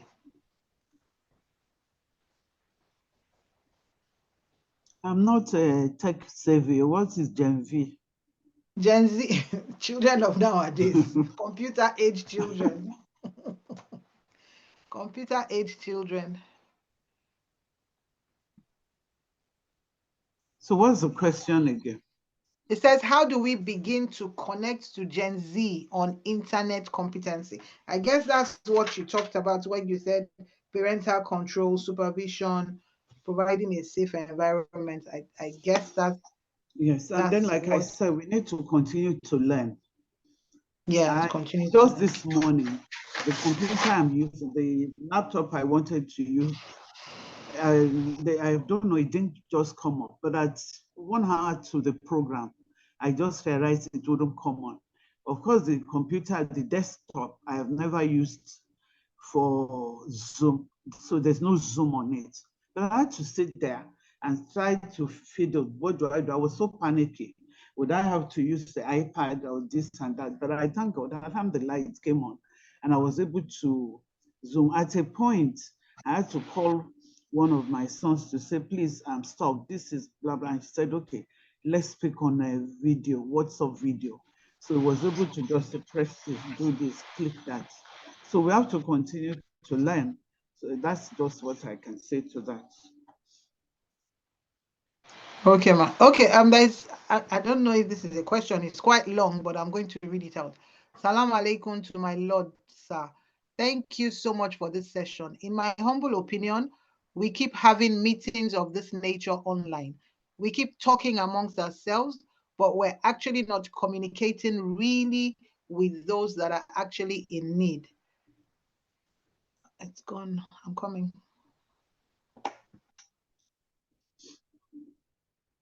So all the questions are coming now. Sorry. The not so educated ones. I have had the opportunity of sitting as a family court for 6 years in Oyo State, and it troubled my heart to see that most of our cases are from illiterate members. How do we communicate with these groups? What are we going to do to make them understand what needs to be done to have a much better family? I believe how discussions need to be taken to the grassroots. Our discussions need to be taken to the grassroots. Sorry, questions are now coming in, so it's all jamming up. Need to be taken to, I can't even find. Oh God. Need to be taken to the grassroots, the marketplaces and such. Let's get ourselves together and go out there. Yes, some of us do need this kind of discussion, but please let's include the other sector of society too. Most of the criminal cases in my court then had mostly defendants with Muslim names. Like my Lord said, most of us do not have the real and proper understanding of Islam. So I think what she's saying in essence is that we need to get involved, with the not so educated people. Yes. I thank you for what you expressed, and I agree with you. We need to communicate with those who are maybe not as educated. I think it cut across. We have children from the class of those who are educated who suffer from this. But of course, those are the level of not so much of education. It's compounded because of poverty and of course, lack of knowledge. But in Lagos State, I want to add that the Lagos State Domestic and Sexual Violence Agency do grassroots admonition. They go to the markets, we do school, we started with primary school, secondary school. We have done tertiary institutions too.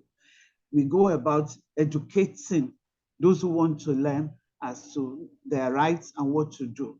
But I want to emphasize, with due respect, that since this is majorly Muslim platform, that we need to carry the advocacy to our mosque. Our mosque, with due respect, in my opinion, aren't doing enough in this regard. My mother was not educated, but I cannot match our parenting skills. So I don't think parenting skill is something you learn through going to university or wherever. We pick it from home. We, because we are educated, we are not there to pass the baton to our children. Most of us, our children cannot understudy us because we are not doing what we are supposed to do. And that's why we need to quickly this pattern, address the issue, and take the advocacy, even beyond the market women.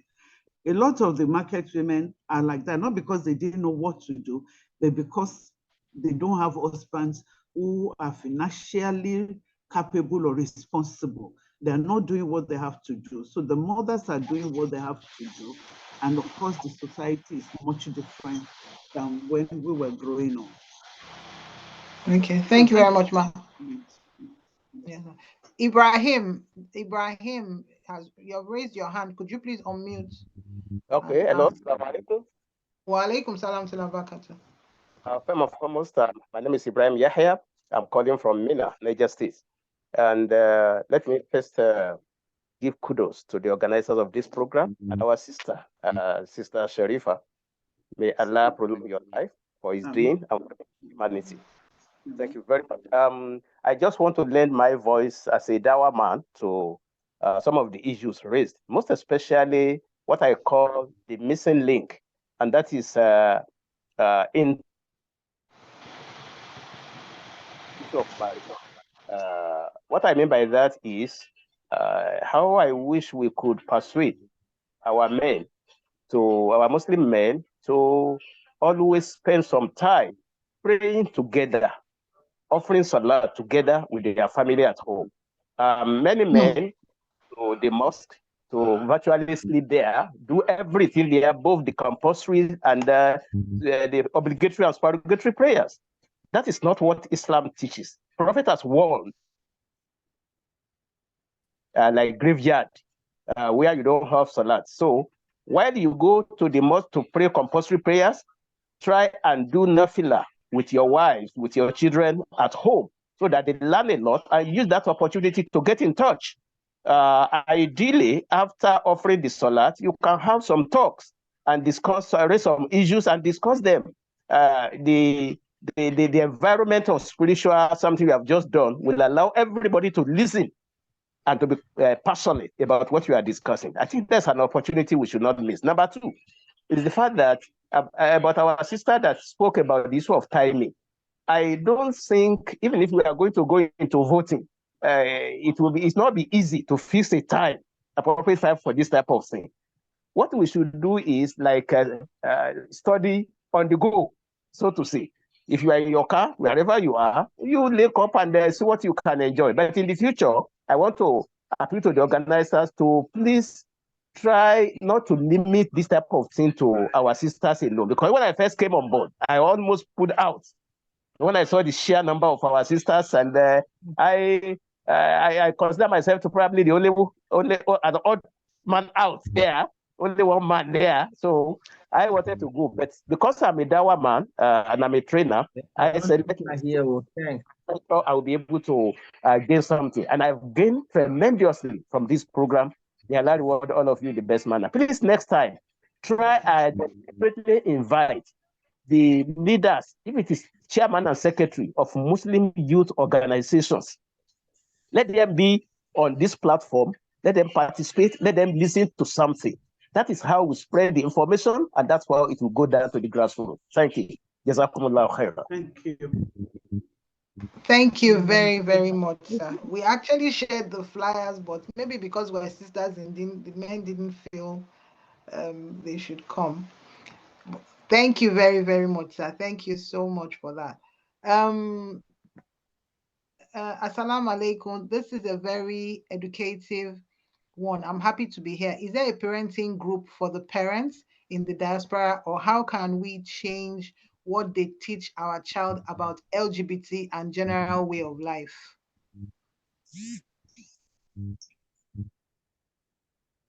I live in Nigeria. I don't know. But no doubt this LGBT thing is a serious thing, and I think the organizers should think about it. And of course, our brother, the Dawa man who just left too.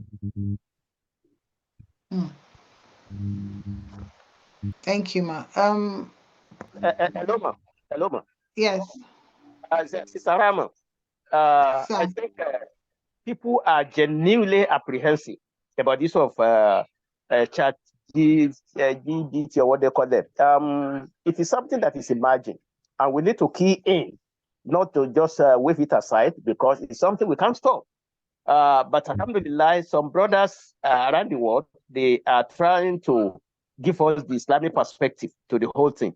For example, a Muslim brother has developed something we call Ansari.chat. Ansari.chat.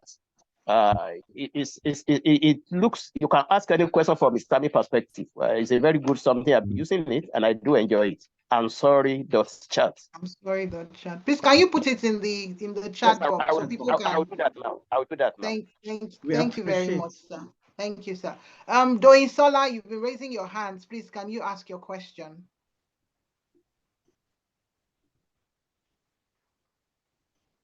Doin Sola, are you here? Yes. Hello, Assalamu alaikum. One moment.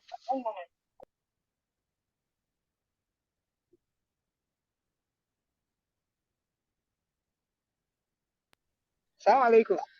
Wa alaikum assalam wa rahmatullah. Yes, we can hear you, Doin. Alhamdulillah. Right. I'm extremely happy to be here. Thank you, sisters, for this initiative. I'm also very grateful to the speaker and to Grandma. I mean, they've taken a lot about this. But my perspective, what I would like to shed the light on is the younger generation, our children. Fortunately, we've identified that quite a number of us here, about 90% of us, are mothers, at least women. So inshallah, we will all be mothers at one point or the other, even if we don't have our biological children, we will be to other people. What I see these days is the parenting style or the parenting or even lack of parenting. We now have children who are the law in everywhere that they are at, because us parents have, we've dropped our responsibilities, and because we want to make up to our children, we can't redirect them the way we should. So we just continue to give them all. A number of us, I wonder how it is when we're going for events. Do we take our children along? That was how a lot of us who are practicing Islam today got to be on the side that will practice Islam, because our parents made us go to most of these places. We went with them whether or not we could understand what was being said. We were there. They carried us along. We did madrasa and all of those things. We need to get back to that, because I teach young children.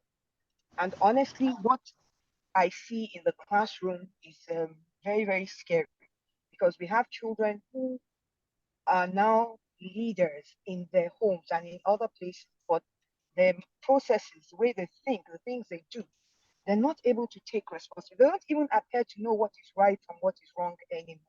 And these days there's so many teachers that are not paid. You know, the teachers on social media, the teachers here and everything. And like it is said, whoever gets to a piece of land first gets to claim it, not legally now, not legally. I'm talking with regards to the thought processes of our children. A lot of us parents are still running away from the concept of this LGBTQ and many other letters and symbols that go with it. And we believe that because we're not talking about it, our children will not be learning about it. So we need to, as parents, by the time we're leaving this forum now, take a stand on how we will include our children in all the things that we're doing, particularly our boy child. Most of our boy child these days are being raised as lords of the manor. A lot of us are letting them think they can do and get away with what their fathers are doing. And honestly, they will have that opportunity because we're not raising our boy child right. In our own time, even though my generation is still not too far from where we are now, if I can say that, every child did everything in the home. Can we go back to that point? Can we go back to the point where we have house helps that we leave our children with, even though we will not leave our handbags with them? And then we also have rules that say the house help cannot redirect my child, they can't beat my child. Meanwhile, we are not there to see, and even the ones that we do know, we are not in a position to take responsibility and redirect our children and stand by it, whether they find it painful or digestible or not. So my call is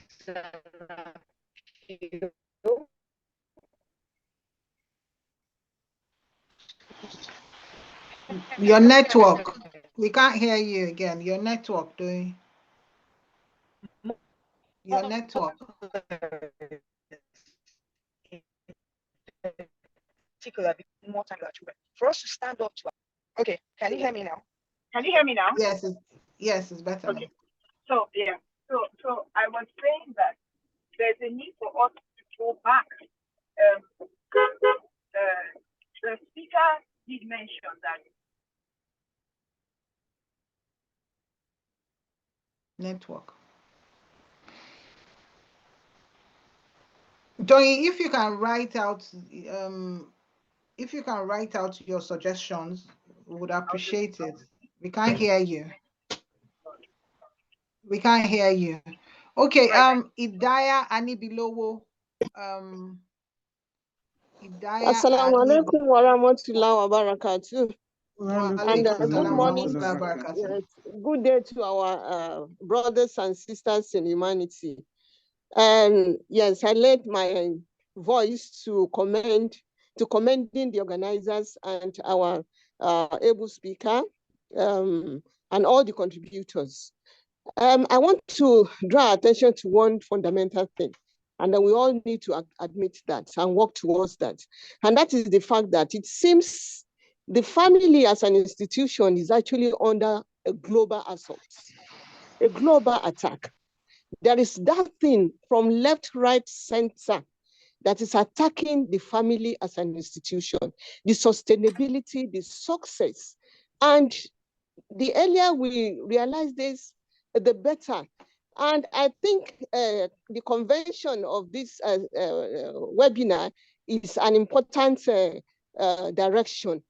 And another important thing that I want to also call our attention to is that when we are doing tarbiyah, that's where the upbringing of our children, and even ourselves, we need to continuously remind ourselves, what is the essence of our being? What is the essence of our sojourn on earth? And that is nothing else other than to worship Almighty Allah. So in any situation we find ourselves, either as a mother, as a wife, as a worker, as a neighbor, when we always call this to bear in whatever we do in our thoughts, we'll see that a lot of the challenges we encounter that oftentimes push us to do unwholesome things will actually be mitigated, if I can put it that way. That is, we are actually here to worship Almighty Allah. And Allah has not promised us paradise on earth. We are here to be challenged. We are here to be tried. And we are here to actually worship Almighty Allah, only Him. Then, and that quickly takes us to the next question.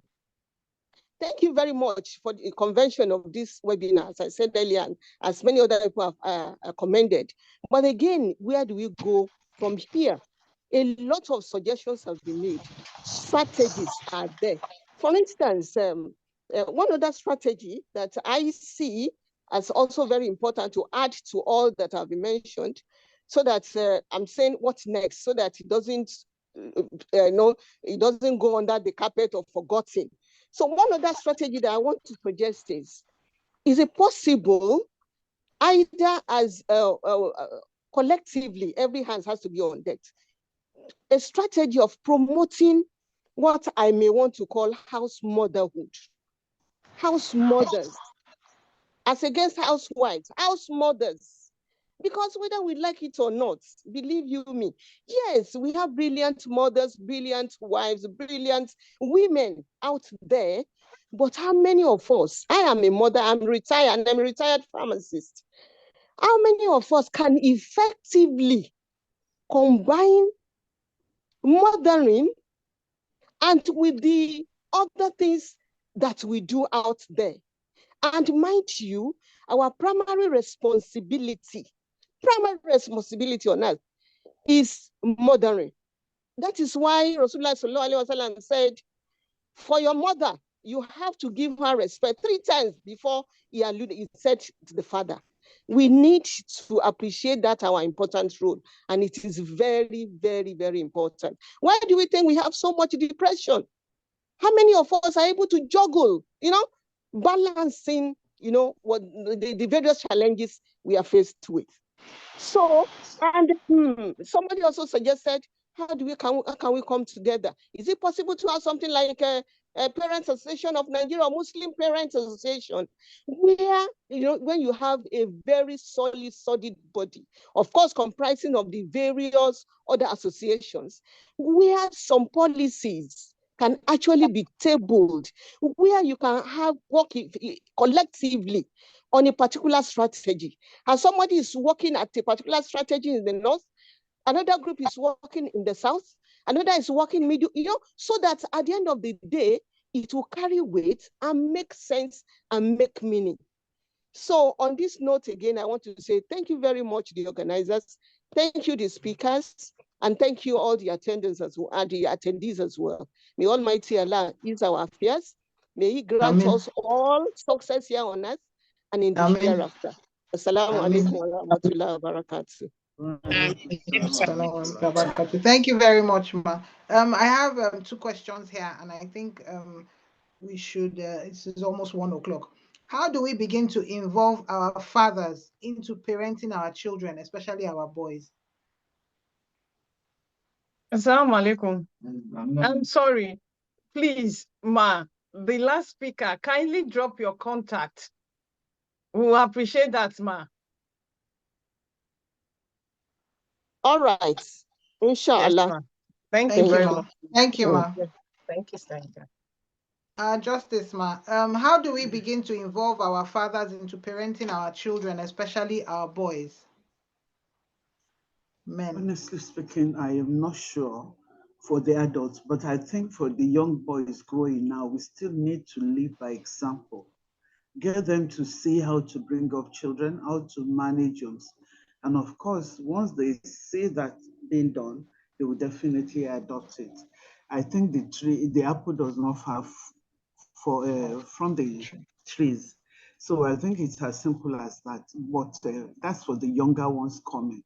For those who are already set, molded, I honestly don't know. Thank God we have those who are older than us. We would definitely need to benefit from their wealth of experience in this regard. Thank you. Thank you, ma'am. Then how do we as the Gen Z, how do we answer questions from Gen Z regarding God? I think all we need to know about God is either in the Bible or in the Quran or both of them. So we just answer the way it is. There's nothing we have to say, but that He's our creator. the one who guides us, who directs us, the benevolent one, the one who sees what is hidden and what is open, and the one who wants us to do certain things in some set ways. I think that's just it. We have to be truthful, and we have to just tell them as it is. In this regard, we don't have to be permissive parents who want to do things, say things to suit them. No, we have to tell them as it is if it regards God. Thank you very much, Ma.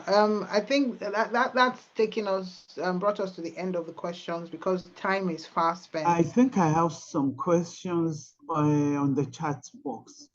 Somebody says, please, okay, can you clear the notion about the judicial system in Nigeria towards child support after divorce, such that there's no follow-up and most men get away with child welfare, unlike the family support system that runs abroad? Ordinarily, the court system, the judicial system is supposed, in Nigeria, is supposed to follow the Commonwealth system. So, but the problem from my experience is enforcement. Enforcement generally in the judicial system is a serious issue. So, but if, for example, if the order of court says, Mr. A should pay 10,000 naira, I think the order should have, in addition to that, where he fails to pay, the court should attach a salary. That is the easiest way to do it. But a major problem, like somebody pointed out, is that most of those who come to court are the uneducated people, people who don't have regular income. So how do you attach their income? That's where the problem is. And of course, we do not have the aftercare, the follow-up system. But we are trying, suggestions have been made, and I hope we'll continue to improve as we go along. Thank you, Ma. Thank you very much, Ma. And I think so. Okay, I think I've seen some other ones. I don't know if we have the time to take them. Somebody says TP Parenting Academy by Ajia, sorry, Oluokun. Can you get in touch if you need it? So that's an information for those who want to know where to go for parenting. Yes. Yes. I read out most of those. I read out most of those questions. Yes, Ma. Yes, Ma. Okay. Thank you very much, Ma. That brings us to the. Any other questions can be put on the chat, and Justice will answer it maybe later. Okay, so that brings us to. Sorry, we asked for your contact, Ma. Whose contact? The yours. last speaker, Ma. Yours. I put it there, organizer, in case we want to get to you. Okay, okay, we will put it in the chat box now. We'll put that in the chat box now. Okay. Yes. Thank you very much. We'll put it in the chat box. Thank you very much. But there's a number on the flyer that you got that you can call at any time. Okay. I think there's some numbers there that you can call.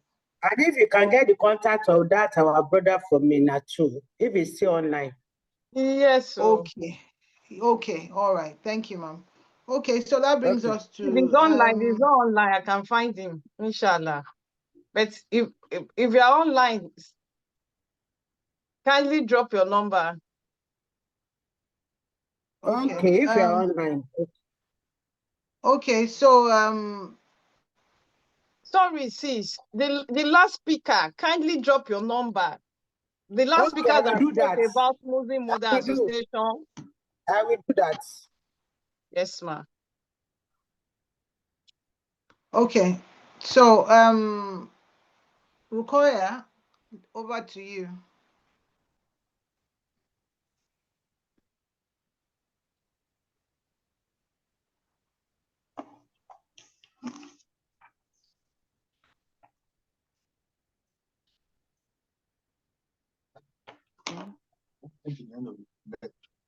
Assalamu alaikum. My name is Fatima and I'm here today to share Hamida's story that underscores our urgent need for your support at the Baytul Sakeenah orphanage home. About a year ago, we were out with the children of the orphanage home for an event when Hamida suddenly fell ill and needed to be rushed to the hospital immediately.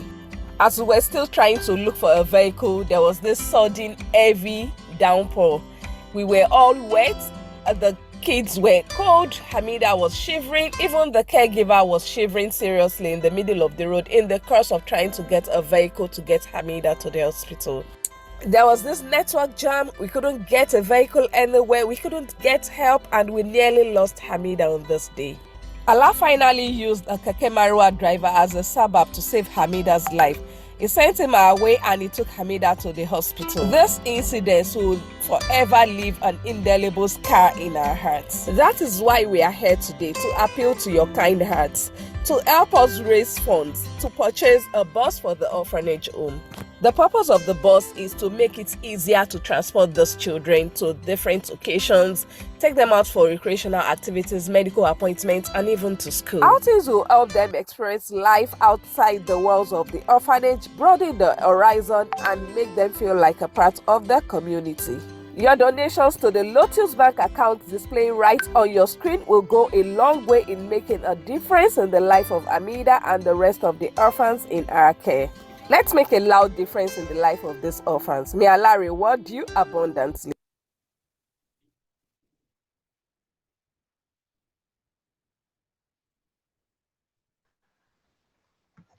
Thank you very much.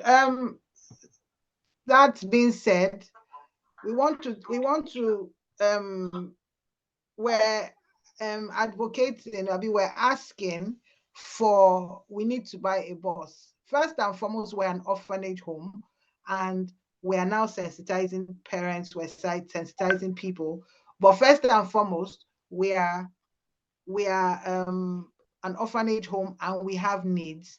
And we implore you all to please contribute, to please donate to our children generously, and to help us to be able to continue this great work that you have all said that we're doing. Thank you very much. That's the account number there.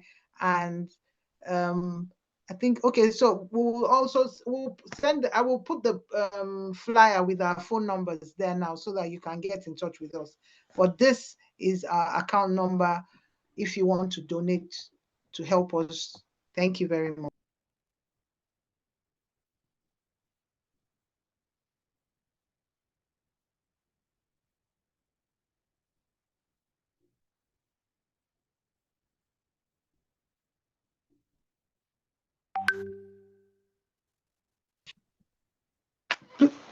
So,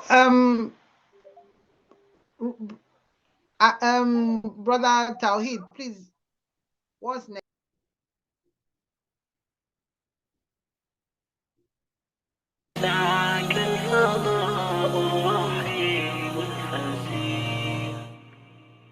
سبيل الدموع سبيل مريح تنهدى يا صاحي كي تستريح وبث الدعاء الخفي الصريح يسعك الفضاء الرحيب الفسيح سبيل. Okay, Salam alaikum. Salam alaikum.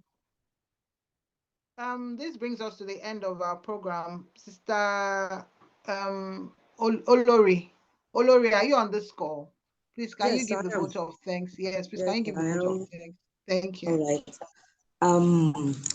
Before I'll give the vote of thanks, I want to just add this last question to the numerous questions that have been asked.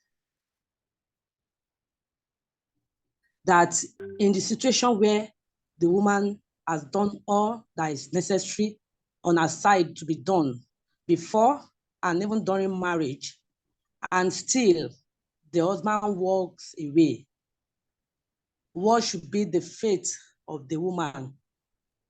And that I want to put that to my dear mother, our guest lecturer, and to some other mothers in the house that, yes, we've been talking about discord, but where there are no discord, and the woman, the wife, tried to make sure that the marriage, still hold on, but still the husbands walk away. What do the woman do in such instance? On this note, I want to thank our guest lecturer, Justice Sholebo, for the wonderful lectures, and it has been very, very heartwarming. We appreciate you, man, for always being there for us. I also want to thank all the other contributors, that added to the lecture at the end of the main lecture. We appreciate you all. Thank you very much for being with us. On behalf of the sisters in Dean, we are thanking the spiritual fathers and the imams,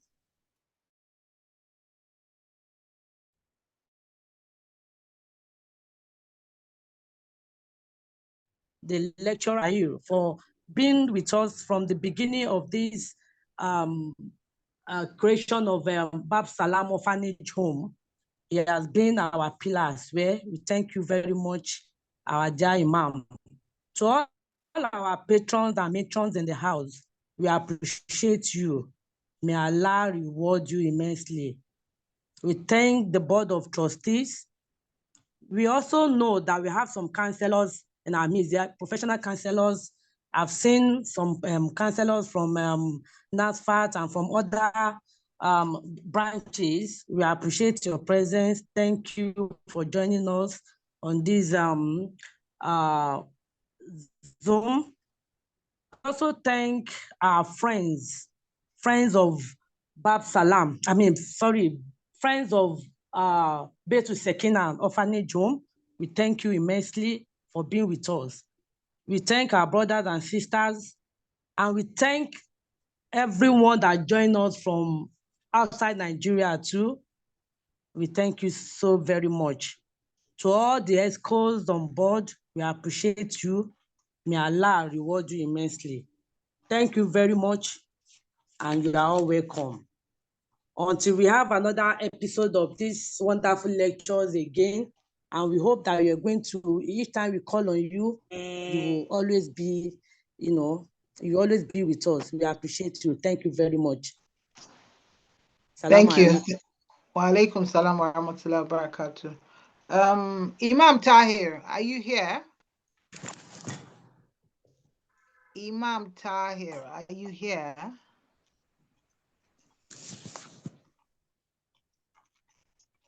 I'm not sure he's still here.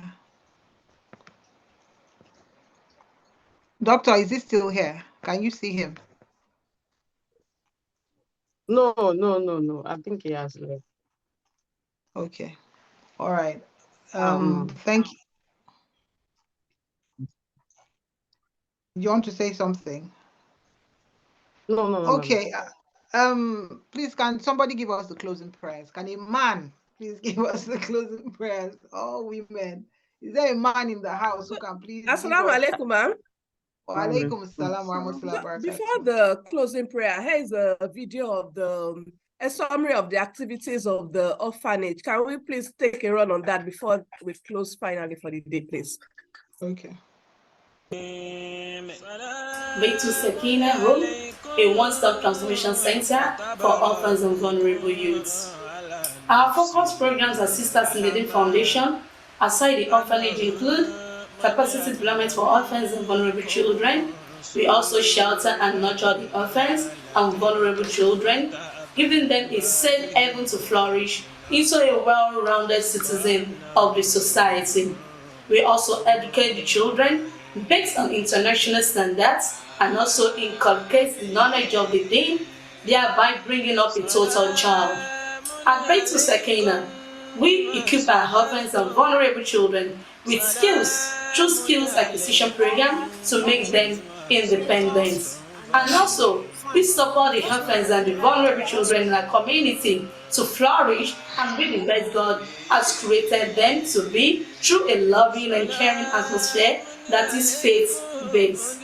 At Baytul Sakeenah, we impart positive values that transform our children beyond community and nation builders for global change. At Baytul Sakeenah, we create awareness regarding fostering and sponsoring a child and an orphan. We also create a scholarship in partnership with the philanthropists and institutions to provide sponsorship for education and skills acquisition. As part of our practice, we also give back to the society. We give back to the needy and the less privileged within our community. For the Eid al-Fitr celebration, we give out packages to the less privileged within our community so that everyone can have a happy moment for Ramadan festival. Thank you very much.